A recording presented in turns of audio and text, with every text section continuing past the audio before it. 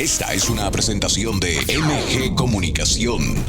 Y en esta tarde de miércoles, nublada, sabrosa, fresca, tenemos a la maestra Adriana Ochoa, querida amiga, periodista, directora editorial de Pulso y también de la Facultad de Ciencias de la Comunicación de la Universidad Autónoma de San Luis Potosí. Querida Adriana, ¿cómo estás? Muy bien, con esta pausa climática estoy muy a gusto. Ah, sí, qué frescor, qué frescor.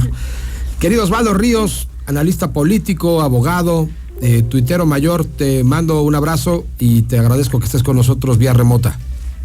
Hola, ¿qué tal, Jesús, querido? Adriana, un abrazo grande para los dos y un gusto estar otra vez aquí en estos micrófonos. Pues vamos a hablar hoy del PRI.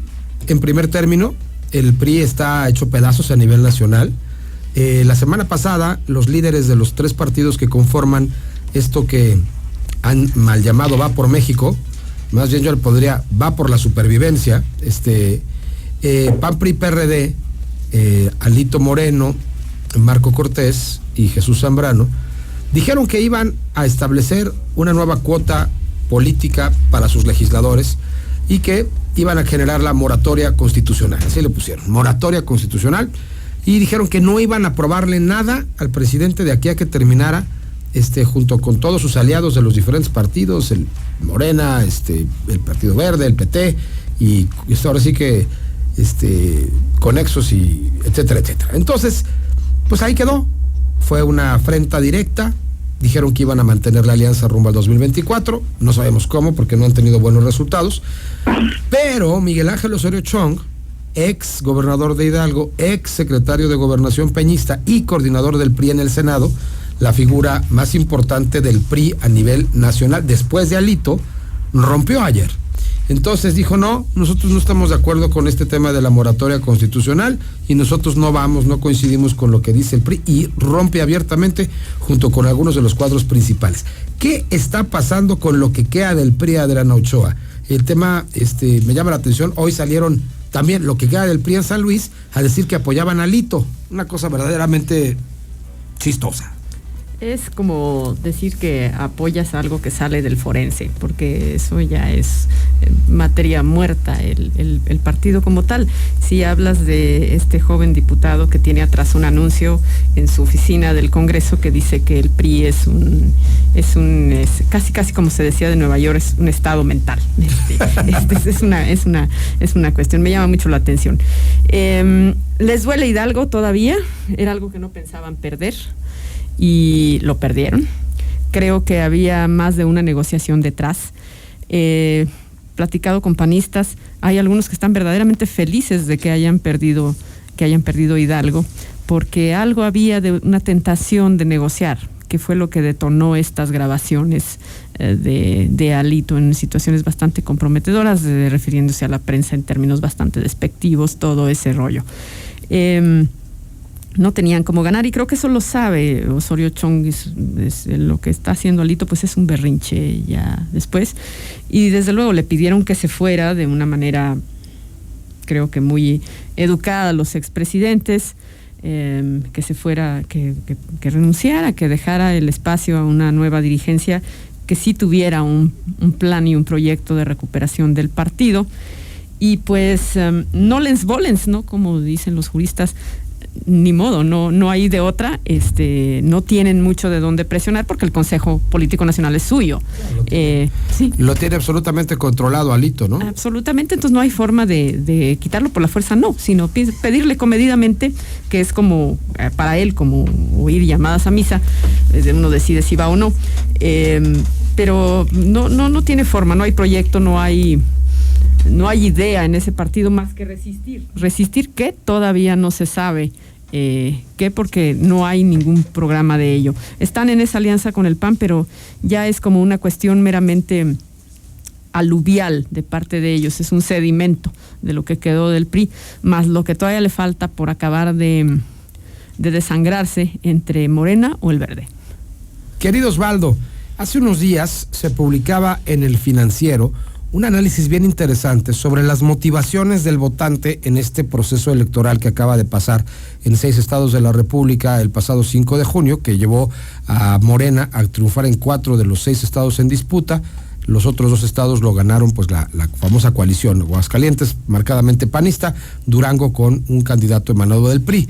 Pero en esta situación, lo interesante es que decían que los programas sociales del presidente de la 4T no eran el factor primordial, ni tampoco los adultos mayores que salían y que reciben muchos beneficios, que finalmente lo que decantó el tema en victorias verdaderamente abrumadoras, como por ejemplo en Oaxaca o en el propio Hidalgo, en Quintana Roo, fue la elección de candidatos. ¿Hasta dónde estamos atendiendo a una nueva clase política que es mucho más individualista y menos partidista en este momento, Osvaldo Ríos? Fíjate que, bueno, a reserva de ver el documento completo, yo tengo una propia hipótesis de qué fue lo que ocurrió en esa elección respecto del PRI, que tiene que ver con 2 definiciones centrales. La primera es que en 1995 Gabriel Said publicó un ensayo muy luminoso, hablando, profetizando el adiós del PRI, y luego muchos nos cuestionamos si ese libro tan profético se había equivocado, porque el PRI iba a ser una suerte como de entelequia per secula seculorum, ¿no? Es decir, que nunca iba a morir, y que después del año 2000, con la alternancia, vimos resurgir al priismo con Peña Nieto, ganar abrumadoramente los estados que hace poco perdió, y ahora nos cuestionamos si efectivamente el PRI es no un zombie viviente, sino un organismo político que está a punto de morir, ¿no? Es la primera reflexión, si efectivamente el PRI puede morir en estos estertores que parece ya inevitable, disputándose lo que queda, y como decía Adriana, la carne muerta que queda ahí todavía de sus restos, ¿no? Y la segunda reflexión es, ¿a qué dinámica obedece este proceso nuevo de descomposición de ese viejo PRI? Yo creo que hay 2 respuestas que se pueden arriesgar. La primera es que el PRI tiene 2 grandes taras mentales, o los PRIistas tienen 2 taras mentales. La primera es su adicción al poder, y la segunda es su sometimiento al presidente de la República. Y en esas 2 lógicas, los priistas sin poder no saben vivir en la política.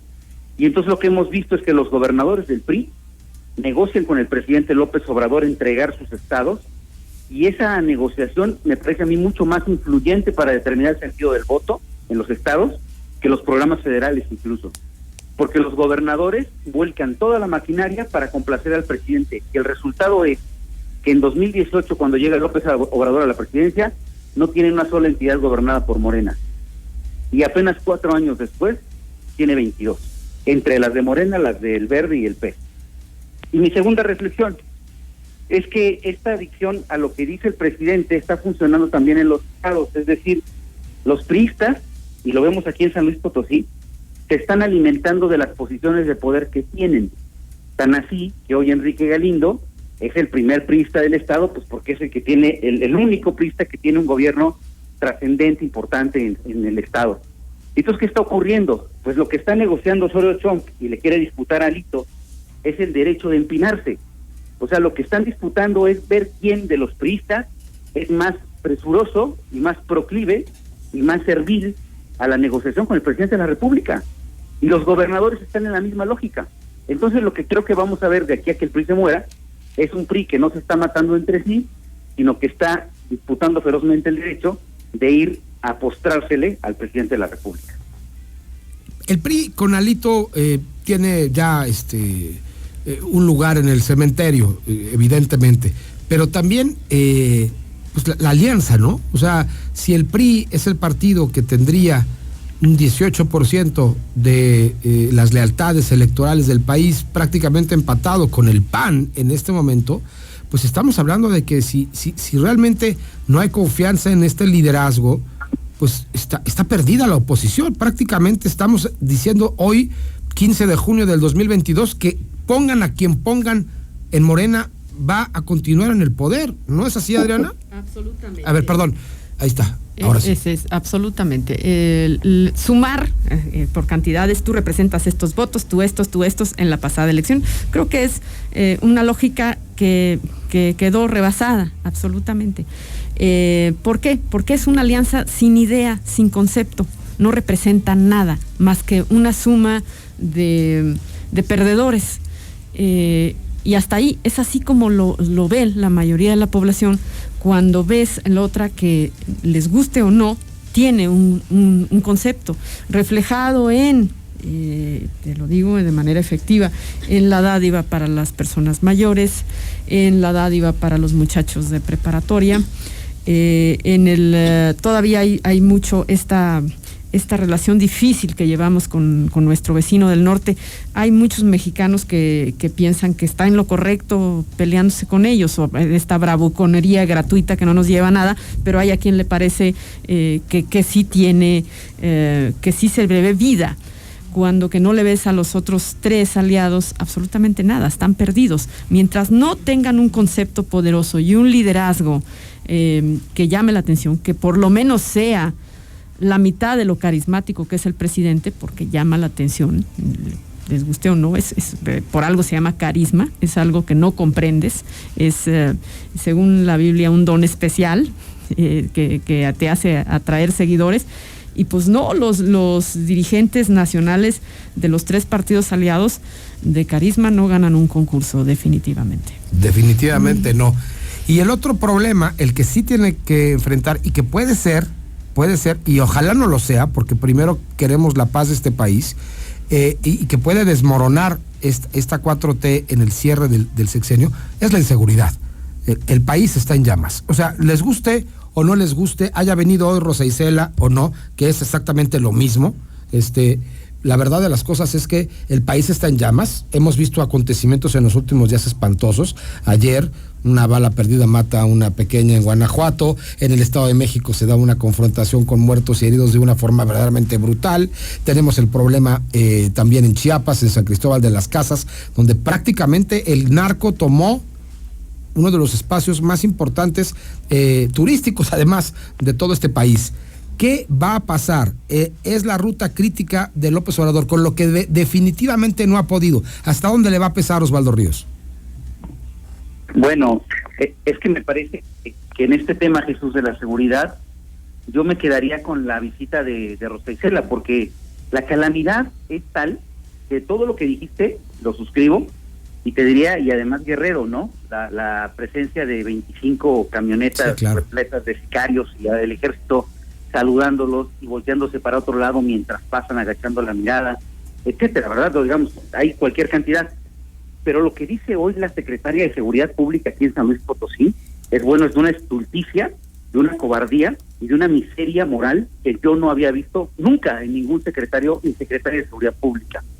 Dice que en San Luis Potosí no hay ningún problema, que no hay focos rojos, que no pasa nada, que aquí deberíamos de alegrarnos porque en otros estados están peor, y que lo que ha pasado acá, que prácticamente todos los días aparecen estados en todo el territorio de la entidad, es un asunto pues que deberíamos soslayar, porque pues hacemos mucho escándalo por casi nada, ¿no? Y el espaldarazo político en el fondo debería ir a apoyar a Rita Ofelia, a su hermana, para ser candidata a la presidencia municipal de Ciudad Valles, como el móvil real de su visita aquí a San Luis Potosí. Me parece francamente nauseabundo. Es decir, una secretaria de Seguridad Pública que tiene a luz de problemas en un estado que está en su peor crisis de inseguridad en muchos años. O sea, ya estábamos en crisis en San Luis Potosí desde hace mucho tiempo, pero lo que hemos vivido en los últimos 10 días es verdaderamente atípico dentro de todo lo malo que habíamos estado pasando. Y que la secretaria venga a alentar las aspiraciones políticas de su hermana es miserable.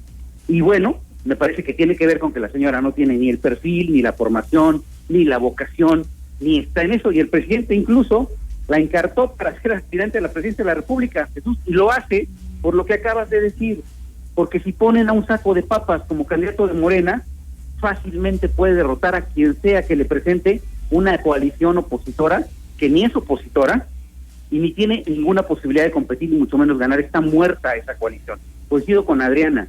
Mientras las cosas en el PRI, PAN, PRD sigan de esta manera como están, no hay ninguna, ni la más remota. Le pongas un nombre que sea Margarita, Leyes, quien sea, o un priista, o quien sea. No hay ninguna posibilidad que de ahí pueda hacer o surgir una oposición o electoral que por lo menos evite un aplastamiento, digamos, que le ganen por más de 15 puntos. O sea, no hay. O sea, podría ser, a lo mejor, si Movimiento Ciudadano se suma a eso, y que el candidato pudiera ser Colosio, que me parece que puede ser una narrativa, o otra cosa, ¿verdad? O algo que ni siquiera tenemos en la mente, que revierta esta narrativa, y que yo hoy discrepo con Adriana. Me parece que yo no creo que el presidente sea carismático, creo que es un presidente del viejo régimen que entiende perfecto cómo se usa el poder, los medios, los recursos públicos, que usa Morena como un partido electoral, es un partido oficial, los gobernadores postrados, o sea, es la restitución de ese viejo sistema, y es un hombre que ha polarizado a la sociedad, sabiendo que en la polarización gana quien tiene el poder. Entonces, me parece que tiene razón, la seguridad se trabaja como una política de disputa, digamos, de reyerta política, no como política de Estado, y eso explica por qué en San Luis Potosí, en el país, la situación está descompuesta a niveles de 123.500 homicidios dolosos en 4 años de López Obrador. Esto es prácticamente ya el doble de Peña, el triple de Calderón, y es lo mismo en número que Calderón y Peña juntos a los 4 años. Es una locura. Es una locura. Ya para irnos, hablando del tema del Movimiento Ciudadano, una preguntita rápida a bote pronto. Me llamó la atención, no sé si ustedes, Adriana, Osvaldo, se dieron cuenta cómo se desinfló esta ola naranja que estaban empezando a generar aquí en San Luis, justamente después de que vienen las elecciones. El papel del Movimiento Ciudadano, al menos en los 6 estados en los que hubo disputa de poder el 5 de junio, fue fatal. Al que le fue mejor fue a un señor Pech allá en Quintana Roo, que no obtuvo más del 5 o 6% de la votación. En general, lo que nos deja la elección en parte del Movimiento Ciudadano es que es un partido que tiene solamente fuerza hoy en Nuevo León, y mira que le están dando con todo al gobernador, ¿cómo le dicen ahora? El gobernador, Samuel García, que es una verdadera pifia de persona y que no tiene ni idea de lo que está haciendo. Y bueno, Colosio, pues sí, ahí sigue siendo Colosio, el alcalde de Monterrey, una opción que no tiene ni el fuelle todavía, ni las condiciones nacionales para convertirse en otra cosa más que en lo que es hoy el hijo de Colosio. Pero bueno, Adriana, una última opinión sobre ese tema. Sí, le falta. Es más, había quien decía en los mentideros de la política que no está interesado Colosio en este momento en buscar eso. Quien sí está muy interesado es Ebrard, como una opción en caso de que, y muy probablemente así sea, él no quepa en el plan presidencial de Morena.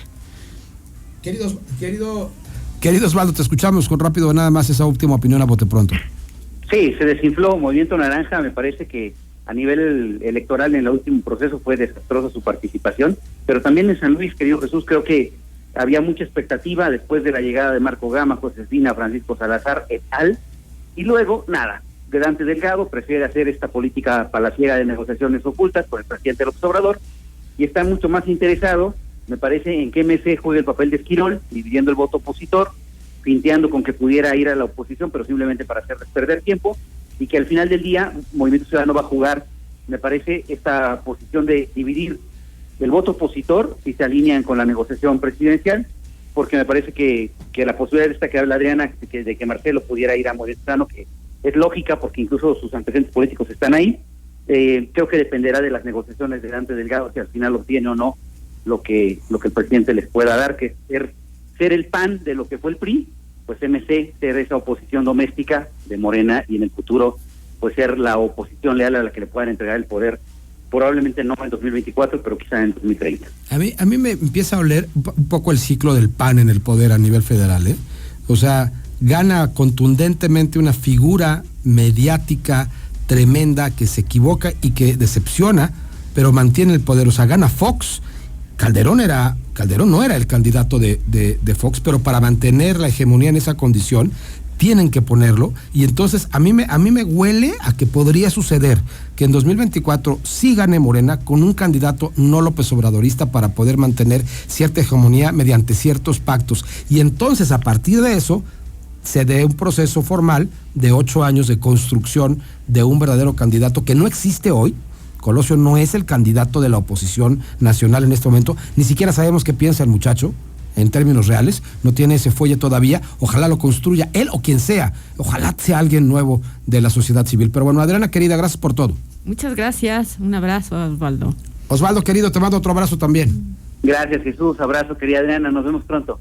Esta fue una presentación de MG Comunicación.